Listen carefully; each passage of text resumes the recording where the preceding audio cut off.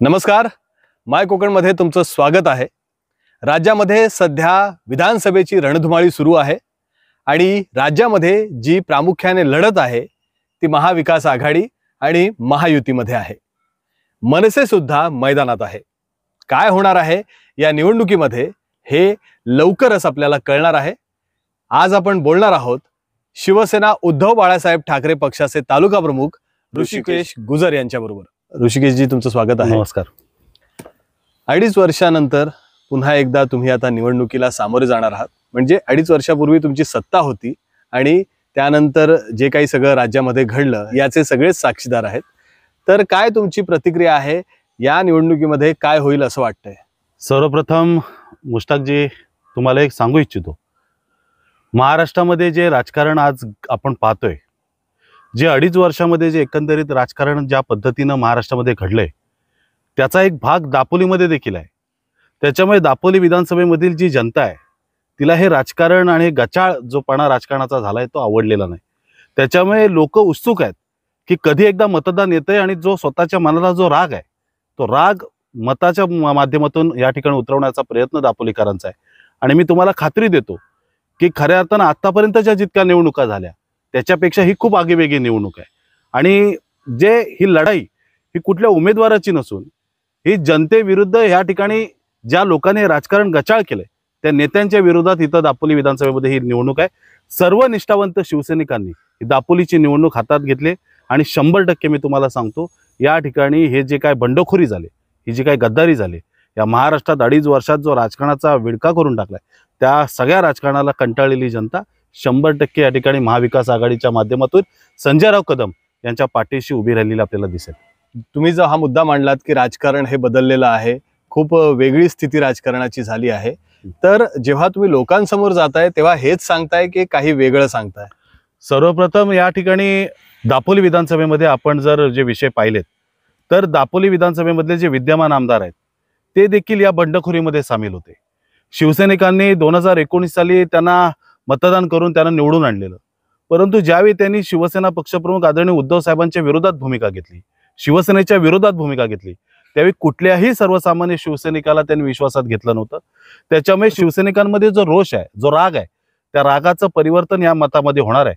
आणि हा विषय घेऊन आम्ही सर्वसामान्य शिवसैनिकांमध्ये, निष्ठावंत शिवसैनिकांमध्ये आम्ही पोहोचतोय। कारण महाराष्ट्रामध्ये हा जो काय गद्दारीचा डाग लागलाय, हा गद्दारीचा डाग आपल्याला दापोली विधानसभेमध्ये जो लागलाय तो पुसायचा आहे। दापोलीतले अनेक प्रश्न आपण ज्या माध्यमातून आपण जो प्रश्न विचारलात, मग मच्छीमारांचा प्रश्न असेल, LED बंद होणार होते म्हणून अनेक नेत्यांनी या ठिकाणी घोषणा केलेली, परंतु आज तागायत LED बंद झाली नाही। आमचा जो पारंपरिक मच्छीमार या ठिकाणी मच्छी व्यवसाय करतोय त्याला उपासमारीची वेळ त्याच्या काही दिवसांनी त्याच्यासमोर येणार आहे। त्यामुळे मच्छीमारांना या ठिकाणी न्याय मिळत नाहीये, शेतकऱ्यांना या ठिकाणी न्याय मिळत नाही। आपल्या कोकणामध्ये मुळात काजू व्यवसाय या ठिकाणी चालतो। आज काजूचा भाव आपण पाहिलात तर 5 वर्षापूर्वी काजूचा भाव 150 रुपये होता, आज काजूचा भाव 100 रुपये, 80 रुपये, 90 रुपयांनी काजू भाव कवडी मुलांनी या ठिकाणी दिला जातो।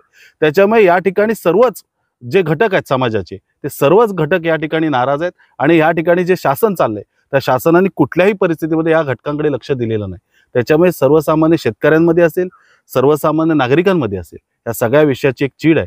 त्याच्यामुळे दापोलीतली जे सर्वसामान्य जनता आहे ती यावेळेला 100% महाविकास आघाडीला संधी देईल असा आमचा विश्वास आहे। तुमचे विरोधक असं म्हणतात की आम्ही प्रचंड विकास कामं केली, मग त्यामध्ये लाडकी बहीण योजना असेल किंवा इतर सगळ्या ज्या योजना असतील त्याचा लाभ हा सर्वसामान्य माणसापर्यंत पोहोचला।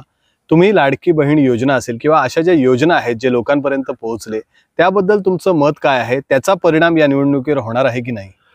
या लाडकी बहीण योजना ह्या शासनाच्या पैशातून ही योजना राबवली जाते। मुळात असं माझं म्हणणं होतं की ह्या बाबतीमध्ये लाडकी बहिणीमधून आपल्या बहिणींना जो लाभ दिलाय त्याच्याबरोबर जी महागाई देखील वाढवली गेली, त्या महागाईकडे देखील शासनानं तितक्याच प्रभावीपणे लक्ष द्यायला पाहिजे होतं।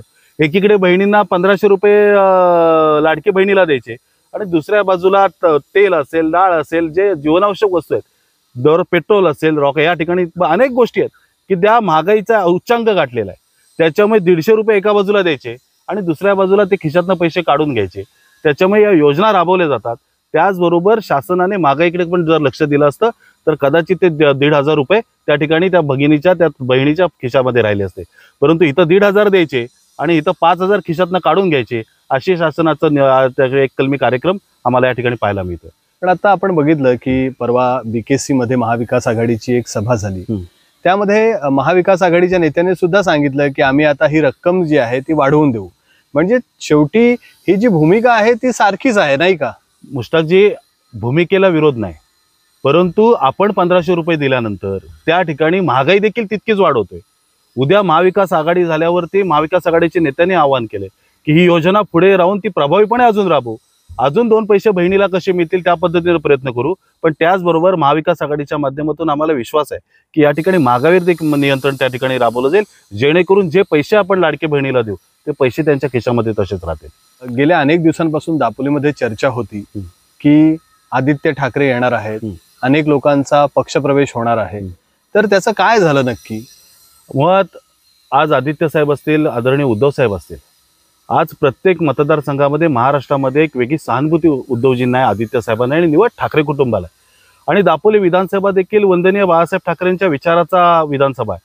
आणि उद्धव साहेबांना देखील, आदित्य साहेबांना देखील लोकसभेला पण पाहिलं, उद्धव साहेब स्वतः या ठिकाणी सभा घेऊन गेलेले. आणि आदित्य साहेबांचं देखील नियोजन दापोली विधानसभेमध्ये होते. 14 तारखेला आदित्य साहेबांची सभा आहे. तुम्हाला भूतो ना भविष्यती, आज तागायत दापोलीमध्ये अशी एवढी मोठी सभा झाली नाही, तेवढी मोठी सभा आपण 14 तारखेला आदित्य साहेबांच्या माध्यमातून आपण पाहाल. आणि अनेक मोठे पक्षप्रवेश या ठिकाणी, मग अनेक राष्ट्रवादी असतील, शिंदे गट असतील आणि अनेक पक्षातली लोक उद्धवजींचे हात बळकट करण्यासाठी आणि महाविकास आघाडीचं सरकार आणण्यासाठी त्या ठिकाणी शिवसेनेत आदित्य साहेबांच्या उपस्थितीत पक्षप्रवेश करणार आहेत. कोण कोण करणार आहेत? थोडी यादी पण द्या.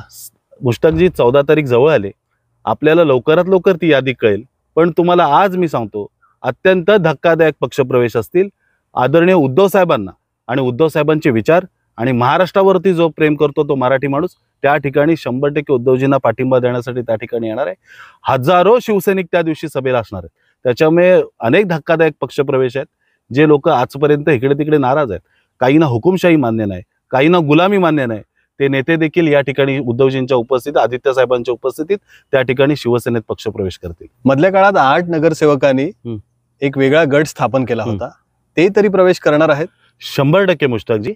दापोलीचे उपनगराध्यक्ष आमचे मित्र सन्मान्य खालिदभाई रखांगे, त्यांच्याबरोबर 6 नगरसेवक हे तर 100% पक्षप्रवेश करणार आहेत. की 7 आहेत? टोटल 7 नगरसेवक. असे 7 नगरसेवक त्या ठिकाणी आदित्य साहेबांच्या उपस्थितीत पक्षप्रवेश करणार आहेत. आणि असंख्य कार्यकर्ते, मग माझी सभापती आहेत, माझी नगराध्यक्ष आहेत, माझे जिल्हा परिषदेचे अध्यक्ष आहेत, माझे जिल्हा परिषद सदस्य आहेत, असे असंख्य कार्यकर्ते त्या दिवशी आपल्याकडे पक्षप्रवेश करणार आहेत. जे लोक प्रवेश करणार आहेत त्यांचं कॅन्सल झालं आणि म्हणून आदित्य ठाकरेंचा दौरा हा पुढे गेला, हे खरं आहे का?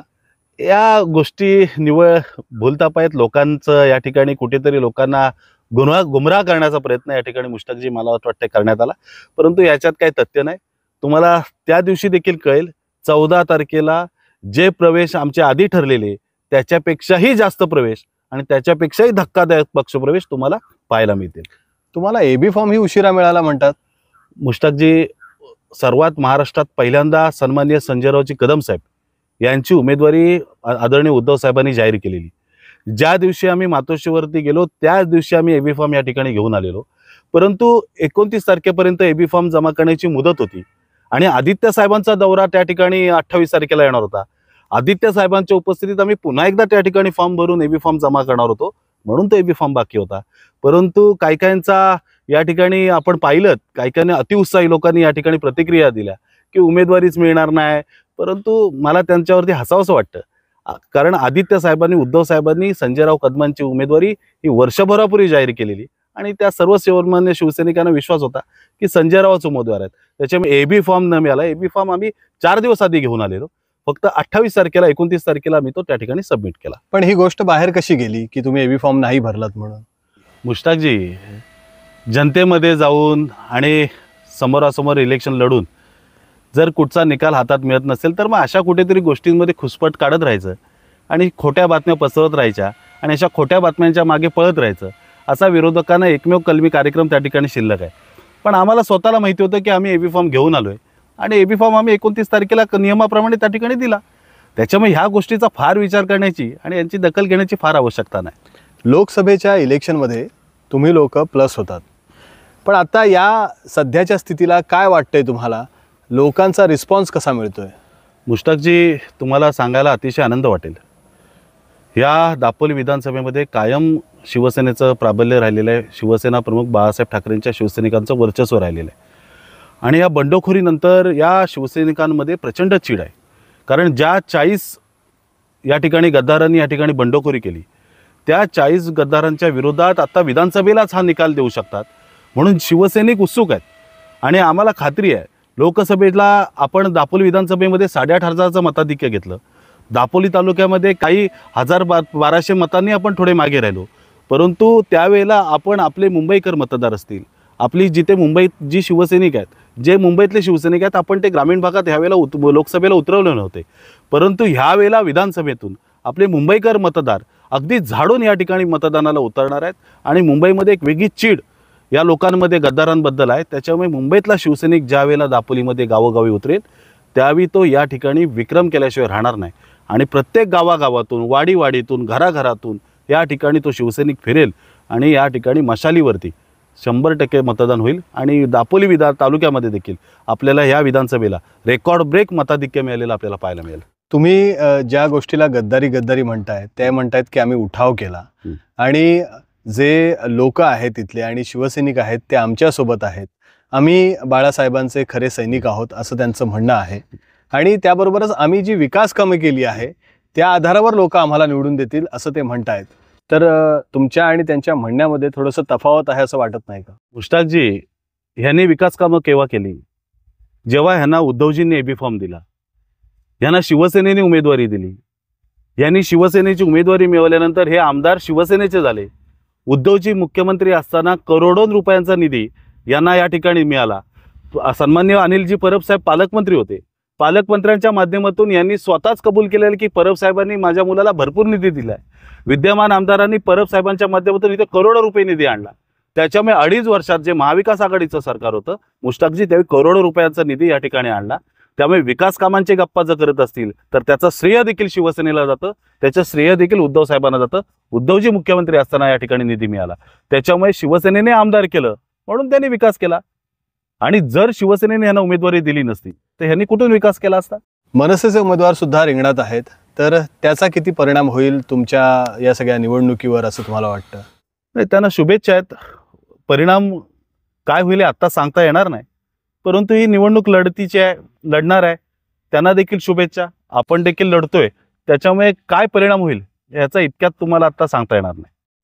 सध्या महाविकास आघाडीमध्ये सर्व काही आलबेल आहे का?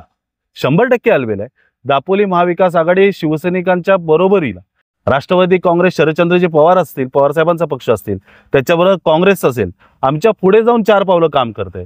कारण सर्व कार्यकर्त्यांचं महाविकास आघाडीच्या त्यांचं एकच स्वप्न आहे की कुठल्याही परिस्थितीत महाराष्ट्रामध्ये महाविकास आघाडीचं सरकार यावं आणि दापोलीमध्ये महाविकास आघाडीचे उमेदवार जे लोकांच्या कधी अडीअडचणीला धावून जातात, जो सर्वसामान्यांचा आवाज आहे, सर्वसामान्यांबरोबर राहतो, तोच आपला आमदार, आपला माणूस म्हणून संजय रावांना या ठिकाणी त्यांना निवडून आणायचं आहे. त्याच्यासाठी महाविकास आघाडीचा दापोलीत काहीही प्रॉब्लेम्स नाहीत, एक दिलानं काम करतायत, तुम्हाला निकालात दिसेल. आणखी एक प्रश्न मला विचारायचा आहे की भाजप जी मधल्या काळात शिवसेनेविरोधात विधानं करत होती, तर ते आता त्यांच्या सोबत आलेले आहेत, याचा परिणाम किती जाणवेल तुम्हाला? मुश्ताकजी, पहिलं कानाखालती मारायची आणि नंतर सॉरी बोलायचं, हे काय राजकारणात चालत नाही. आपण पाहिलं की भाजपच्या नेत्यांबद्दल असतील, दापोलीतल्या भाजपबद्दल असतील, हे नेते मंडळी काय बोललेत, त्याच्यामुळे आम्ही जे काय एकंदरीत दापोली तालुक्यात फिरतोय ते भाजपच्या लोकांना, भाजपच्या कार्यकर्त्यांना फार काय पटलेलं दिसत नाही. त्याच्यामुळे किती मनोमिलन झालंय हे त्यांना माहीत. परंतु जो भाजपचा कार्यकर्ता आहे तो आम्हाला वाटत नाही की तो ह्यांच्याबरोबर राहील. कारण ज्या पद्धतीनं भाजपवरती आणि इथल्या स्थानिक नेत्यांवरती हे नेते टीका करतायत, त्याच्यामुळे मला असं वाटतंय की ही फक्त दिखाव्यापुरती ही युती आहे. त्याच्यामुळे ह्याचा फटका 100% त्यांना बसेल. शेवटचा प्रश्न, काय आवाहन कराल तुम्ही तुमच्या मतदारांना?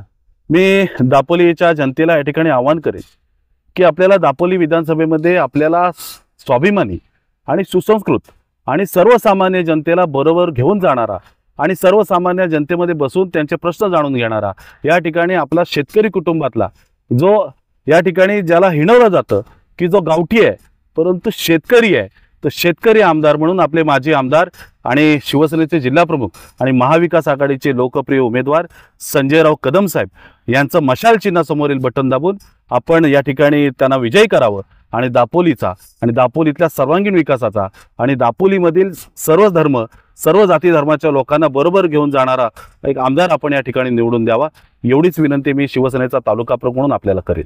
धन्यवाद ऋषिकेशजी. हे होते ऋषिकेश गुजर, ज्यांनी अनेक मुद्दे बोलताना सांगितलेले आहेत की विकासात्मक जे त्यांचं धोरण आहे ते कशा प्रकारे राहणार आहे. त्याबरोबरच यावेळेला जी लढाई आहे ती प्रामुख्याने ही शिवसेना यांच्यामध्ये राहणार आहे. त्यामुळे त्यांचं असं म्हणणं आहे की विजय आमचाच होणार आहे आणि लोक आमच्या पाठीशी राहणार आहेत, हे सुद्धा त्यांनी स्पष्टपणे सांगितलं आहे.